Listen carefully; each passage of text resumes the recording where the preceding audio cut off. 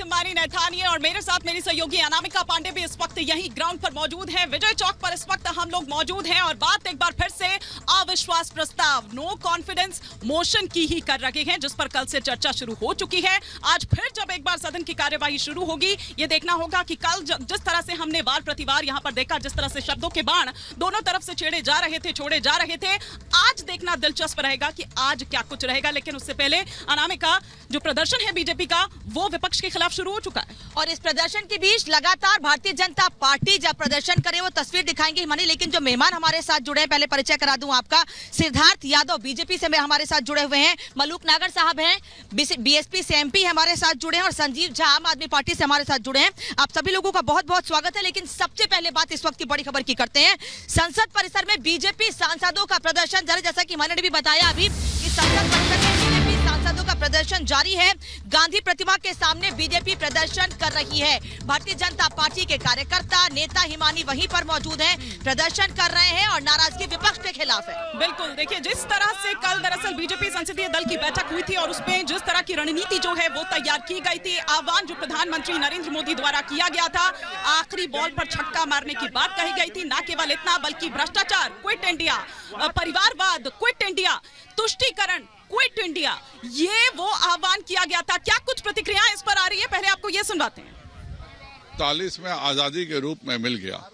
आज उन सभी स्वतंत्रता सेनानियों को याद करने का दिन है और जो भारत वह देखना चाहते थे, जो भारत भ्रष्टाचार से मुक्त हो, जो भारत तुष्टीकरण से मुक्त हो, जो भारत परिवारवाद से मुक्त हो, जहां हर गरीब अमीर हर व्यक्ति को एक बराबर अवसर मिले, उस तरह के देश के निर्माण के लिए आज हम सभी भारतीयों को शपथ लेने का दिन है।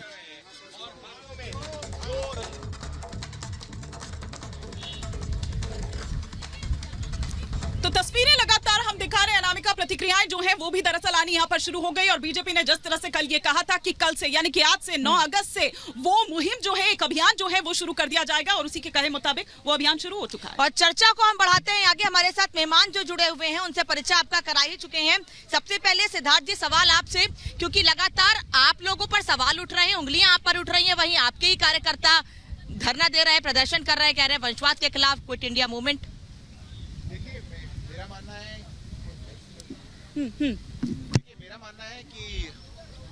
देखिए अनामिका जी, मेरा मानना है कि ये जो पूरा अविश्वास प्रस्ताव का एक प्रोपेगेंडा, एक ढोंग सदन के अंदर किया जा रहा है, ये वास्तव में सत्ता पक्ष से जवाबदेही तय करने के लिए या उन पर अविश्वास प्रतिक्रिया देने के लिए नहीं है।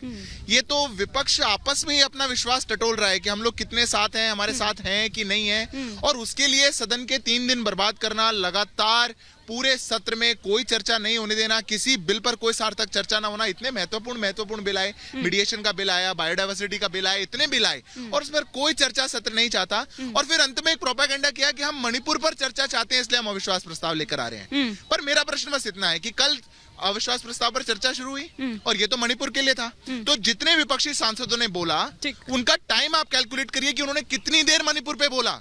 वो तो मणिपुर पर चर्चा भी नहीं कर रहे अविश्वास प्रस्ताव ला करके भी। हाँ। तो फिर इनका भी मुद्दा है मणिपुर, लेकिन वो ये कह रहे हैं कि मणिपुर का नाम आप सिर्फ गाते रहे, उस पर चर्चा आपने थोड़ी देर भी नहीं की, लेकिन आपके अविश्वास के प्रस्ताव की काट में वो क्विट इंडिया अभियान लेकर आए।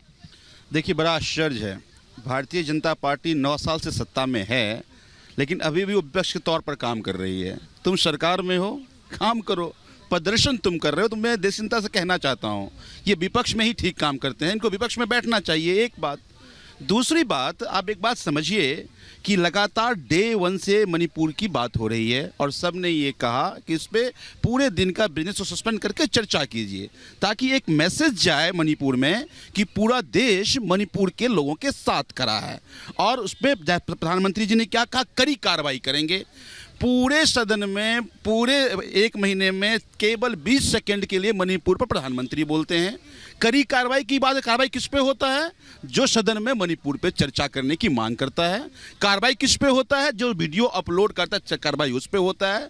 लेकिन जो लोग शामिल हैं, देखिए कल चर्चा हो रहा था, गौरव गोगोई सांसद हैं असम से, बहुत सारी बातें जो कह रहे थे वो खतरनाक है और जो बातें पता चल रही है वो भी बहुत खतरनाक। लेकिन जो आज जो अभियान की शुरुआत हुई है, ये क्विट इंडिया, जो परिवारवाद के खिलाफ भ्रष्टाचार, कल सारे घोटाले गिनवा दिए, हम आ रहे हैं जरा, लेकिन एक क्विक रिएक्शन इस पर ले लूं, सारे घोटाले गिनवा दिए, उस पर क्या कहेंगे? और आज से शुरू भी हो चुका है ये प्रदर्शन। देखिए, मुझे लगता है इनको ना परिवारवाद से कोई लेना देना है, ना भ्रष्टाचार से कोई लेना देना है। अगर परिवारवाद से लेना देना होता तो भी चौटाला जी किस परिवार कहाँ से आते हैं?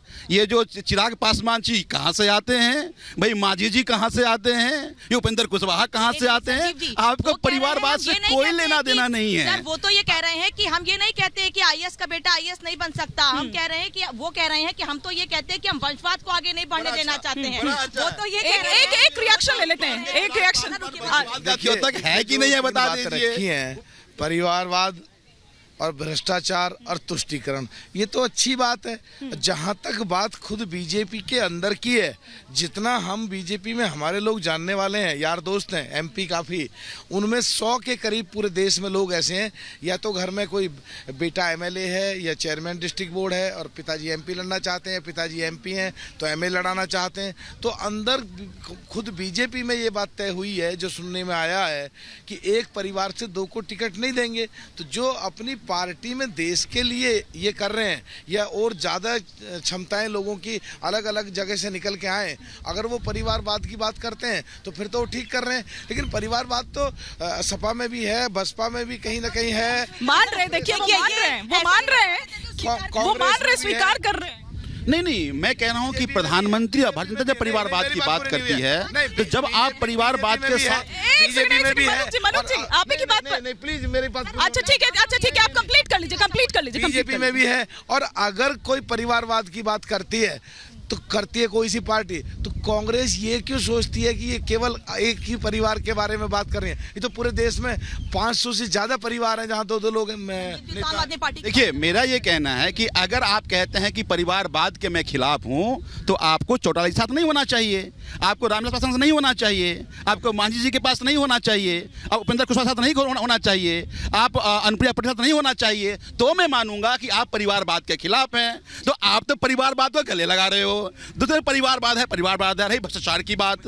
तो भ्रष्टाचार की बात अगर होती तो आप अजीत पवार जी को, जो जितना बड़ा भ्रष्टाचारी उसको उतना बड़ा अधिकारी, भाई अब देखिए अजीत पवार डिप्टी सीएम बन गए ना कि उन्हीं भ्रष्टाचारी, उन्हीं के परिवार के लोगों के साथ मिलकर आपने INDIA बनाई है। अगर आप उन्हें भ्रष्टाचारी कह रहे हैं तो आप शरद पवार को भी भ्रष्टाचारी कहेंगे ना? मैं इसलिए कह रहा हूं आपको कि ये प्रधानमंत्री कहते हैं, भारतीय जनता पार्टी कह रही है कि सब भ्रष्टाचारी इधर है। हम ये कह रहे हैं कि यहाँ से सब निकल, ठीक है, उन्होंने क्विट इंडिया का मतलब ये है कि जितने भ्रष्टाचारी था सब छोड़ करके अब चला गया है एनडीए में, जो न्यू डीलर ऑफ अदानी है। देखिए अब ये नई थ्योरी निकाली है, क्विट इंडिया लेकिन जॉइन एनडीए, वो ये कह रहे हैं। देखिए, ये बड़ा हास्यास्पद है कि आज जब एक ऐसा आह्वान देश में किया जा रहा है कि भ्रष्टाचारी भारत छोड़ो, आप परिवारवादी भारत छोड़ो, तुष्टीकरण वाले भारत छोड़ो, तो जो पार्टी भ्रष्टाचारियों के खिलाफ चीख कर, गला फाड़ कर सत्ता में आई,